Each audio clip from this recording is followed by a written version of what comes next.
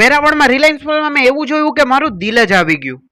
વેરાવળમાં Reliance મોલમાં આપણે પહોંચી ગયા છે ભાઈ. થોડીક ઘરની વસ્તુ અને થોડીક આપણે કોમ્પ્યુટર પીસી સેટઅપ છે ને તેની વસ્તુ લેવાની છે. તો ચાલો ભાઈ જલ્દીથી શોપિંગ કરીએ. અને ભાઈ તમે વેરાવળથી જોતા હોય તો ફોલો અને સબસ્ક્રાઇબ કરતા જાજો. સૌથી પહેલા આપણે લઈ લીધું છે ફેસ વોશ, ઈ પણ ડવનું. પછી મારી નજર પડી ગઈ પરફ્યુમ ઉપર. આયરું ફોગનું ભાઈ બેસ્ટ આવ્યો. અને એના પછી આપણે ઢાંકણું ખોલીને આપણે લગાડી લીધું પરફ્યુમ.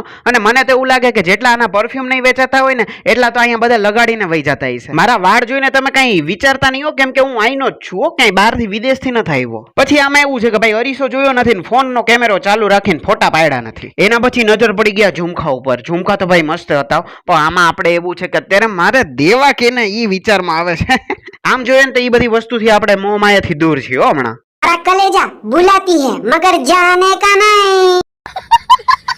એના પછી મેં મોલમાં એવું જોયું કે મારું દિલ જ આવી ગયું એમાં. જો બતાવું આની વાત કરું ભાઈ, કેવી મસ્ત ગાડી દેખાય છે.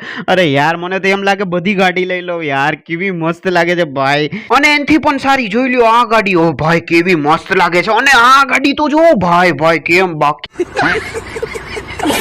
પછી ઉપરથી ભાઈ થોડો ઘણો સામાન લઈને અમે નીકળી ગયા છે. લિફ્ટ બોલાવી, લિફ્ટમાં ચડી ગયા અને હવે છે ને ભાઈ બિલિંગ કરાવી લઈએ. કેમ કે ભાઈ અત્યારે છે ને આટલું બજેટ આપણે લઈને આવ્યા નથી, તોય આપણે 2500 બિલ તો આસપાસ આવી જ ગયું છે. ચાલો ભાઈ મળીએ બીજા મિનિટ વ્લોગમાં. સારો લાગ્યો હોય તો લાઈક શેર સબસ્ક્રાઇબ.